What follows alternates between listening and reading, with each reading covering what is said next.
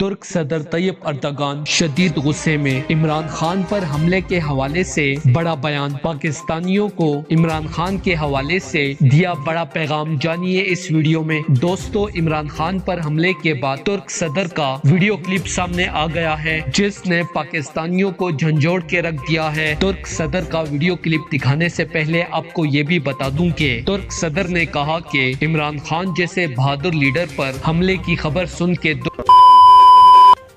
İnancından dolayı dışlanan Müslümanın, dilinden dolayı ayrımcılığa uğrayan Kürdün, meşrebinden ötürü baskı gören Alevi'nin, haksızlığa maruz kalan bu toprakların evladı Hristiyan ve Yahudi'nin, kısaca bu ülkede vesayetin kadrine uğrayan kim varsa herkesin yanında olduk, mücadelesine destek verdik, kayıplarını telafi ettik.